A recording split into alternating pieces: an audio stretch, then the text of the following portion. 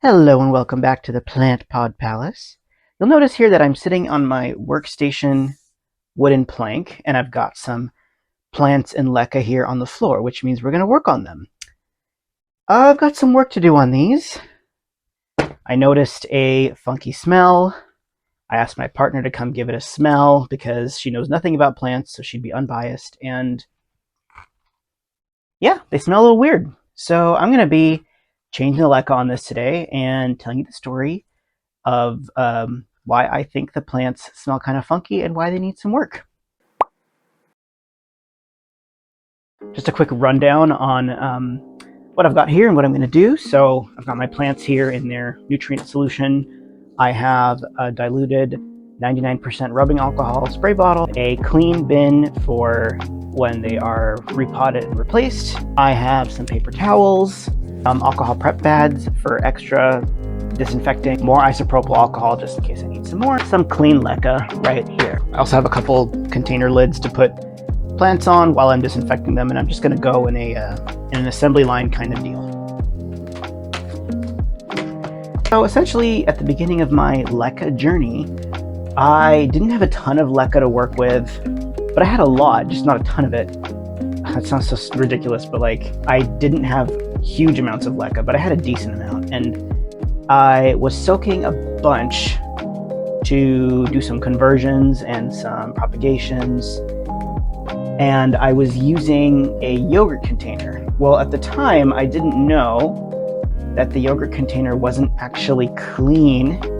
I thought it had been cleaned enough. I think there was still just a few remnants of yogurt bits that I didn't see, and by the time I realized what was happening, I was kind of already like, well, the plants need to be potted up, and I didn't have any other LECA to use.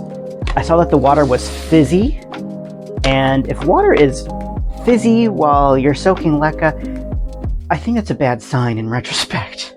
Now, I'm not saying when you hear like the snap, crackle, pop sound effect, like you've got some Rice Krispies going on in there. I mean like a actual bubbly, soapy film. I should have just rewashed it in retrospect. Maybe popped it in the pot to boil or something like that. We're learning from our mistakes today. Got my little anthurium prop here, and I'm just gonna quickly check for rot. Just a little guy. I don't see anything terrible. Gonna give it a sniff. Smells normal.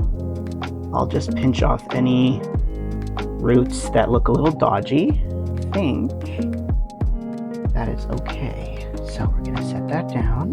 We do the anthurium zizou next. Here she is. Surprisingly okay.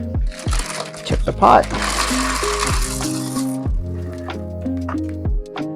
Check these roots. One thing I'm liking about this process, even though it's a bit of a pain, is that, all right, let's get that off.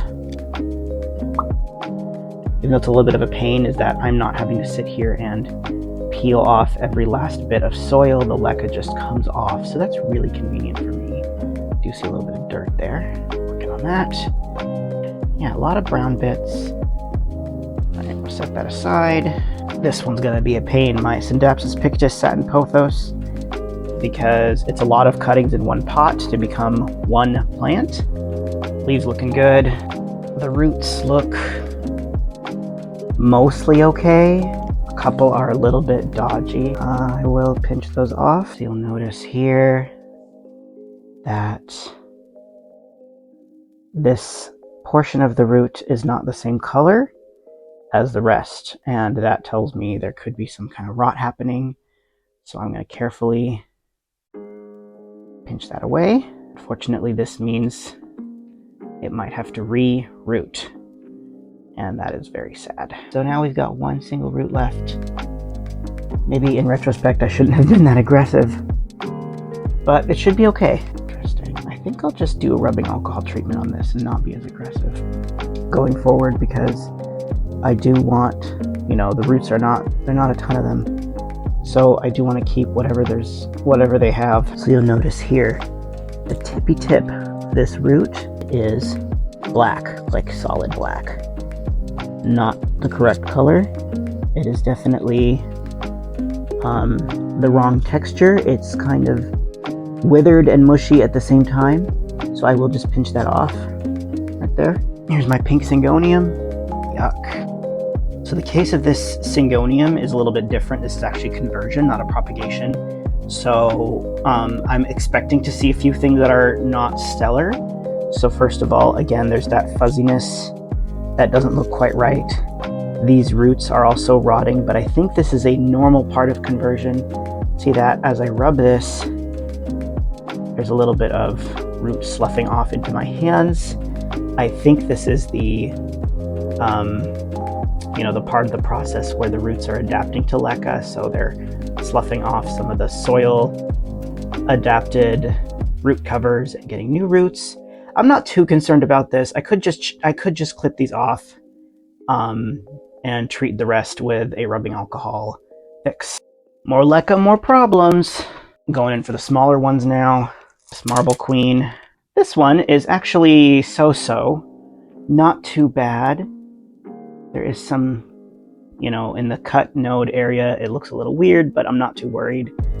Roots are strong here. I think it's going to come up with a new leaf. Finally, there's a little bit of yuck here, but I'm not too worried about that. One more, the Peperomia, Amigo Marcello. Oh boy. Oh goodness gracious. The roots have stuck to this quite a bit. I did propagate this Peperomia in the LECA, and I'm kind of regretting it now. So here are the roots of my Peperomia Amigo Marcello. And you'll notice here, this I stuck in the pot directly to prop, and well, that's a black stem, and no roots are gonna come out of that, so bye. This one, I don't know why there's a leaf down there. I'm gonna pluck that off. The roots look mostly okay. I think these are actually proper LECA roots, so that's good. And for this guy, looking a little so-so. So here's the mess I made. So what I'm gonna do now is just do some rubbing alcohol spray on everything over here, and then once it's clean, get it in the tub that is back there. I'm gonna start with the plants. Got our rubbing alcohol here. Gonna start with this guy. Gonna lay it down.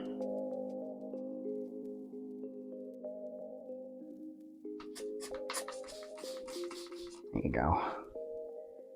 Just gonna go through for all of them.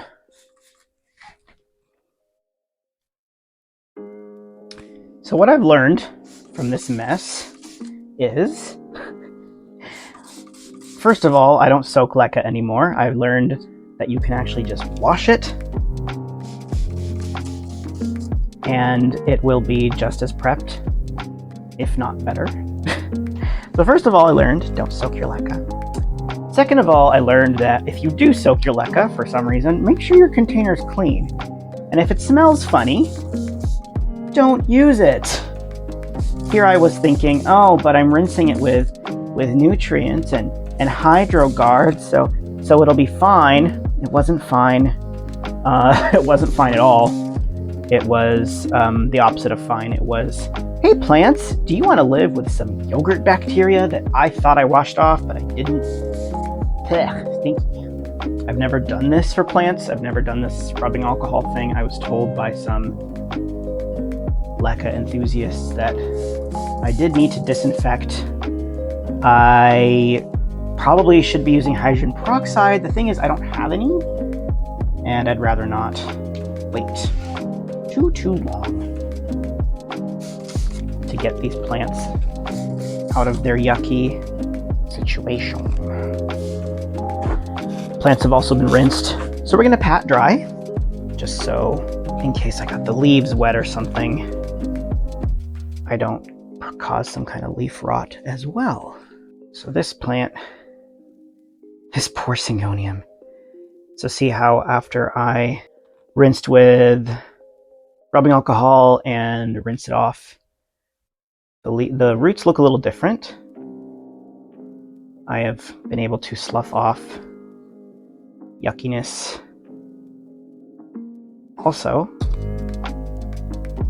I can show you this. The roots are no longer fuzzy. I think that's a good sign. The anthurium didn't have any fuzzy roots. The anthurium probably was okay, actually. Mostly the leaves I'm going to dry off now. Based on how thick anthurium roots are, I'm getting the sense that they would not appreciate constant wetness on their stems or leaves because they don't store water in their leaves. They store water in their roots. Which means, I wonder if anthurium have a propensity for any kind of crown rot or leaf rot. Things I should have really researched before I got them, but you know, I think a lot of plants are impulse buys, so don't at me. Yeah, I think these roots are mostly okay. Peperomia. Oh, I smell the I just cut a peperomia smell, so I may have actually broken it, which is pretty unfortunate. I really hope that this is a sign of a new leaf, because in my experience with marble queens, they'll sit there in a tiny pot for months and months and months, just putting out roots all day long, and then wait until they have absolutely filled out the pot before they start putting out new leaves. That's my experience with marble queens. Let me know in the comments if that's your experience too. There's my anthurium baby guy. Yep, that's the cultivar baby guy. It's actually an anthurium jiju. I don't see this has improved a little bit. No fuzziness here, much less black. So eloquent. I've only had 1 cup of coffee. Probably why. Pinch off any problematic looking things. Yeah, these roots are looking okay. Another thing I've learned about Syndapsus pictus is they just love to have obscenely long roots relative to their leaves. So I'm not too worried about going chop chop on these roots. My Halloween costume is person who puts their plants in dirty LECA and then gets confused about why they smell bad. That's a scary costume, right? I will say that, you know, compared to Marble Queen, I think my Syndapsus pictus plant in the past has been more tolerant of wet leaves. When I had this in a terrarium, or at least its mother, you know, there was very consistent wet conditions, not like sopping wet, but like the leaves got wet regularly as there were cycles of moisture. So, and they didn't rot off or anything like that. So my prediction based on that is that they can tolerate wet leaves quite a bit better than, say, a Marble Queen or even an Enjoy. But if you've had pothos in terraria and they didn't have their leaves rot off, I'd love to hear about it. I might do another spray with the rubbing alcohol right before I pot them up. I am a little concerned about killing them.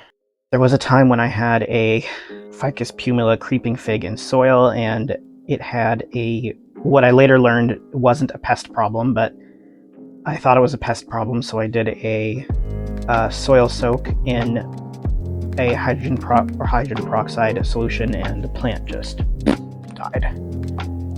I don't know if I went too ham on that or what. A lot of people talk about using hydrogen peroxide to take care of any kind of rot or pest. Ugh, look at that stuff. It's just never been successful for me. I'm hoping rubbing alcohol works out better. Just got some freshly rinsed LECA in here.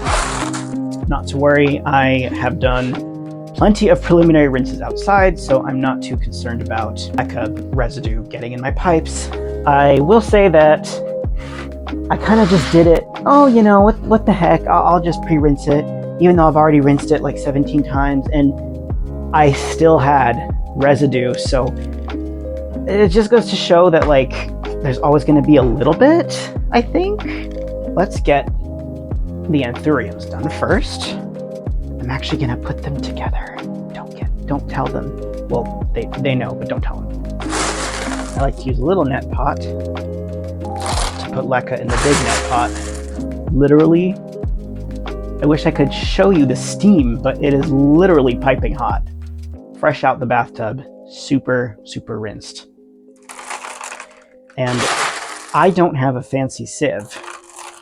What I do have is this bin that has holes drilled in the sides because it used to house a colony of isopods, and isopods need ventilation. So generally people who keep isopods in bins will drill holes in the sides for ventilation.